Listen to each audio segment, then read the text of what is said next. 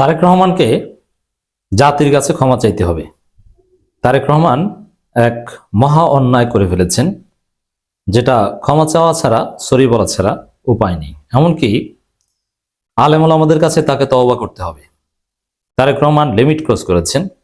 একদিকে বিএনপিকে মারা দিচ্ছেন, এটা তাদের নিজস্ব ব্যাপার। দেখেন, বিএনপির পরাজয়ের জন্য বিএনপি যথেষ্ট। তারেক রহমান যত কথা বলবেন বিএনপির ভোট তত কমবে। এখন একটা দলের অবস্থা যদি এই হয় যে দলের প্রধান কথা বললে দলের ভোট কমে, ওই দলের অবস্থা যে কতটা খারাপ এ থেকেই বোঝা যায়। যেমন ডাকসু নির্বাচনের সময় আপনারা দেখেছেন যে একটা ছাত্রী একটা ছেলেকে ভিপি ক্যান্ডিডেটে নমিনেশন দিয়েছিল, কি আবিদ নাকি, ঠিক মানে এ রাস্তায় বের হলেই ভোট কমে। এর হাঁটার স্টাইল, মেয়েদের কাছে ভোট চার স্টাইল, এর টি শার্টের স্টাইল, জুতার স্টাইল, সবকিছু ছাত্রী। তারেক রহমানের অবস্থা হচ্ছে এখন এরকম।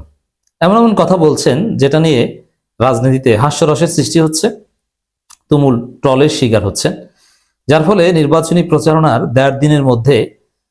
শুরু করার 1.5 দিনের মধ্যে বিএনপির নির্বাচনী প্রচারণা হিসাব নিকাশ কার্যত তারেক রহমান নিজেই এলোমেলো করে ফেলেছেন। কোনো কিছুর স্বাভাবিকতা এখন আর ঠিক নেই।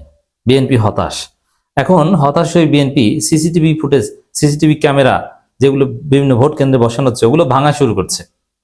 এর মানে ভোট চুরি করা ছাড়া বিএনপির সামনে কোনো উপায় নেই। জামাতের সামনে তারা সোজা হয়ে দাঁড়াতেই পারছে না, দাঁড়ানোর কোনো উপায় খুঁজে পাচ্ছে না। বিএনপির সমস্ত বিশ্লেষক গবেষকের মনে কামড় দিয়েছে, এই তারেক দিয়ে রাজনীতি হবে না। এ বিএনপিকে ধ্বংস করবে, এই ছেলেটা বিএনপিকে একদম ধ্বংস করবে। বাবার সাজানো গোছানো সংসার ছেলের হাতে কবর রচিত হচ্ছে, আমরা চোখের সামনে দেখতে পাচ্ছি। দর্শক, তারেক রহমান যে মহা অন্যায় করেছেন, তিনি আপনারা দেখেছেন যে নরসিংদীর ভূমিকম্প নিয়ে কথা বলেছেন।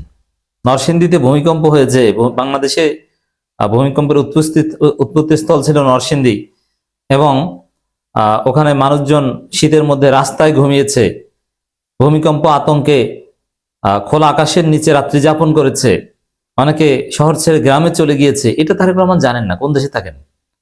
বাংলাদেশের নির্বাচনী আচরণবিধি আইন জানেন না, একের পর এক লঙ্ঘন করেন। এই জন্য ইন্টার পাস করে অযোগ্য নেতা যদি বড় দায়িত্ব নিয়ে বসে থাকে তাহলে তার অবস্থা এরকমই হয়। সমস্যা হচ্ছে তারেক রহমান ইন্টার পাস, এর রক্ত মাংস হচ্ছে 10% চান্দা। তারেক রহমান এখন চান্দা ভাই। তারেক রহমান একজন পারফেক্ট ধর্ম ব্যবসায়ী, যেটা হাস্যকর। জিন্স শার্ট আর কেটস পরে, টাকটুর নিচে জিন্সের প্যান্ট পরে ফতোয়া দিবেন, এটা কি ফতোয়ার নামে ফাজলামি? আলেম ওলামারা কেন মুখ খোলে না যে এগুলো কি, কোথায় পেয়েছেন এইসব ফাজলামি, এইসব ধান্দাবাজি, বাটপারি, ইত্রামি, ছ্যাঁচড়ামি কোথায় পেয়েছেন? আপনার যে গেট আপ, যে স্টাইল, আপনি ফতোয়া দেন, আপনি বুঝেন ফতোয়া কি? আপনি মুশরিক বানিয়ে দেন একটা গোষ্ঠীকে, তাকফির করেন, আবার বলেন যে ভূমিকম্প হয় কি জন্যে? এই তাকফিরি আচরণের কারণে ভূমিকম্প হয়। জামাতের শিরকের কারণে ভূমিকম্প হয়। শিরক কি বুঝে কিছু? কি কোন হুজুর না কি শিখিয়ে দিয়েছে যে এইটা বলেন? যে শিখিয়ে দিয়েছে নিজেই তো বুঝে না। শাহজালালের মাজারে সেজদা দিয়ে নামাজ পড়ে, স্পষ্টভাবে বলছি, মাজারে নামাজ পড়া জায়েজ নেই, ওই নামাজ হবে না। মুহাক্কিক উলামা ইকরামদের ফতোয়া হচ্ছে মাজারে নামাজ পড়লে সে নামাজ আবার নতুন ভাবে পড়তে হবে। মাজারে, কবরের জায়গায় নামাজ হয় না। লা তাত্তাখিযু কুবুরা মাসাজিদা, তোমরা মসজিদকে কবর বানিও না। এটা একদম স্পষ্ট মুহকামাত হাদিস, স্পষ্ট হাদিস, সহজবোধ্য। তো এই যে মুসলমানদেরকে মুশরিক বলা, তাকফির করা, কুফরি করেছে, শিরক করেছে, এই কথা বলা, এটা তারেক রহমান বলতে পারে না। এটা কোনো আলেম ওলামাও এভাবে বলতে পারে না, তবে আলেম ওলামার এই বিষয়ে দৃষ্টিভঙ্গি দিতে পারে।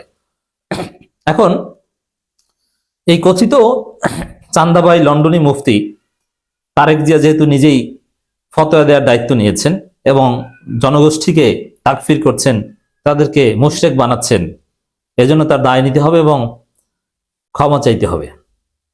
নইলে জনগণ কিন্তু তাকে ভণ্ড বলবে, জনগণ তাকে 10% চান্দাবাই, খাম্বা এগুলো বলবে, এগুলো তাকে সহ্য করতে হবে। দেখেন তারেক রহমান কিভাবে তার নিজের রাজনীতি এলোমেলো হয়ে গেছে, জামাতের হাতে কার্ড তুলে দিয়েছেন। জাস্ট ইমাজিন, জামাত কখনো সেন্ট্রালি তারেক রহমানের বিরুদ্ধে গত 2 দিন আগের রেকর্ড পর্যন্ত কোনোদিন তারেক রহমানের সমালোচনা করেছে আপনারা দেখাতে পারবেন না।